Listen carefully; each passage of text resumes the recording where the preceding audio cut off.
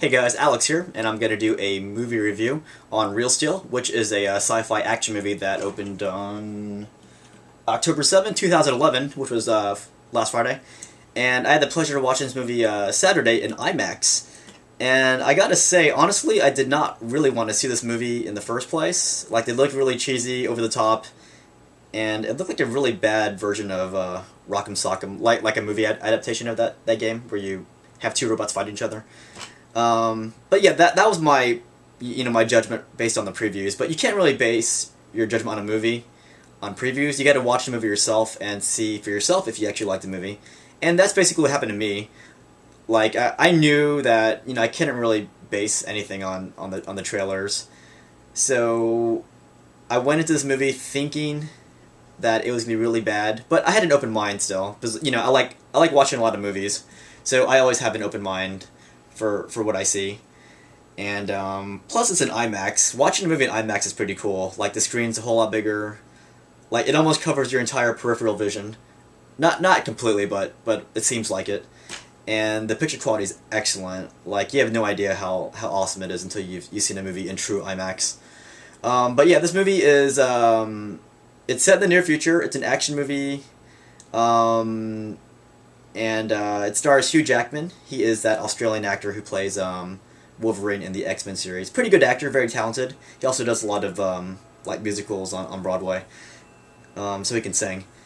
But yeah, this movie is about Hugh Jackman, and in the movie he plays this like he used to be a boxer, but I guess sometime in the future he says that the audiences no longer want to see humans fighting.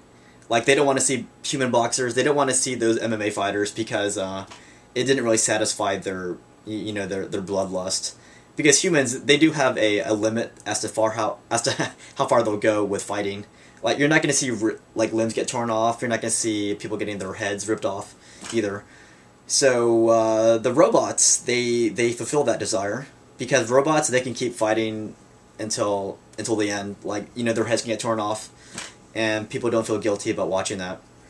So, where did this lead us? Well, this guy, this former boxer, like, since he can no longer box, he's going to fight with robots. And the problem here is, this guy has a gambling problem, Hugh Jackman, his character. So, what you see is this guy gambling on a lot of fights, and he loses a lot of money. And this lack of money and this want of money, it leads him to a lot of like nasty situations. But that's what propels the story forward. Because of his want for money, you'll end up seeing this guy bonding with his son, and you'll see him fighting these crazy fights, like even in the underground circuits.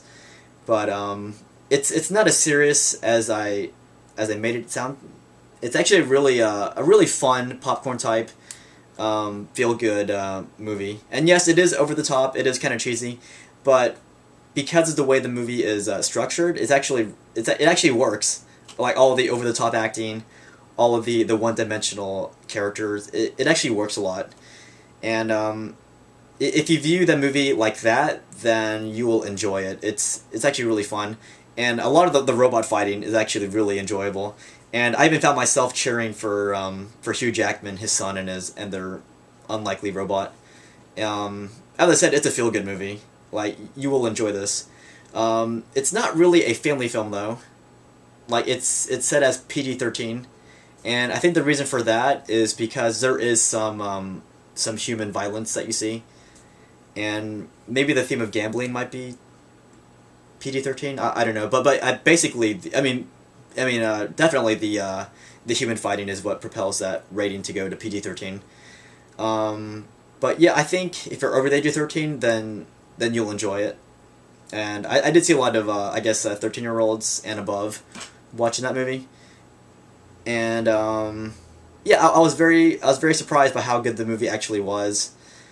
It was way better than, like, the last two movies I've seen, which were, Contagion and, what was it?